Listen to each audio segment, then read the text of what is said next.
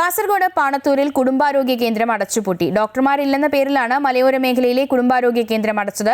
ആശുപത്രിയിൽ ഡോക്ടർമാരുടെ സേവനം ലഭിക്കില്ലെന്ന് നോട്ടീസും പതിച്ചു. നൂറുകണക്കിന് രോഗികൾ ആശ്രയിക്കുന്ന മലയോരത്തെ കുടുംബാരോഗ്യ കേന്ദ്രം അടച്ചുപൂട്ടിയതിനെതിരെ പ്രതിഷേധവുമായി CPM രംഗത്തെത്തി. കൂടുതൽ വിവരങ്ങളുമായി അനൂപ് നീലേശ്വരം ചേരുന്നുണ്ട്. അനൂപ്, ധാരാളം രോഗികൾ ആശ്രയിക്കുന്ന ഒരു കുടുംബാരോഗ്യ കേന്ദ്രമാണ് ഇപ്പോൾ ഡോക്ടർമാരില്ലെന്ന പേരിൽ അടച്ചുപൂട്ടിയിട്ടുള്ളത്. ആരോഗ്യ വകുപ്പിൽ നിന്ന് എന്തെങ്കിലും പ്രതികരണം ഇത് സംബന്ധിച്ച് ലഭിച്ചിട്ടുണ്ടോ?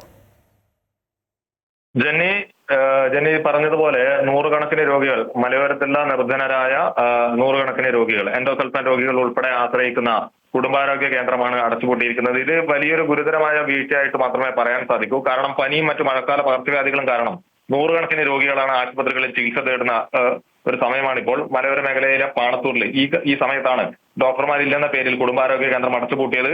ഇതിന് കാരണമായി പറയുന്നത് ഇവിടെ സേവനമനുഷ്ഠിച്ചിരുന്ന 3 ഡോക്ടർമാർ അവരുടെ PG പരീക്ഷ എഴുതാനുള്ള മുന്നൊരുക്കങ്ങളുടെ ഭാഗമായി അവധിയിൽ പ്രവേശിച്ചതോടെയാണ് ഇവിടെ ഡോക്ടർമാരില്ലാതായതെന്ന വിശദീകരണമാണ് നമുക്ക് മെഡിക്കൽ ഓഫീസറിൽ നിന്ന് ലഭിക്കുന്നത്.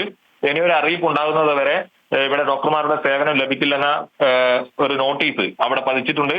എന്നാൽ ഇത് യാതൊരു കാരണവശാലും നീതീകരിക്കാൻ കഴിയാത്തതാണ്. കാരണം രോഗികൾ കൂടുതലായി എത്തുന്ന ഒരു സമയം എന്ന കാര്യം നമുക്ക് എല്ലാവർക്കും അറിയാം. പ്രത്യേകിച്ച് മഴക്കാല രോഗങ്ങൾ പടരുമ്പോൾ ഇത് പനത്തടി, കള്ളാർ ഗ്രാമപഞ്ചായത്തുകളിൽ നിന്നായിട്ടുള്ള രോഗികൾ, അതുപോലെ തന്നെ കർണാടകയുടെ ബോർഡറോട് ചേർന്ന് കിടക്കുന്നതിനാൽ ആ പ്രദേശങ്ങളിൽ നിന്നടക്കം രോഗികൾ നിത്യേന എത്തുന്ന ചികിത്സ തേടുന്ന ആശുപത്രിയാണ് ഇപ്പോൾ അടച്ചുപൂട്ടിയത്. ഇതിനെതിരെ വലിയ പ്രതിഷേധം ഉയർന്നു കഴിഞ്ഞു.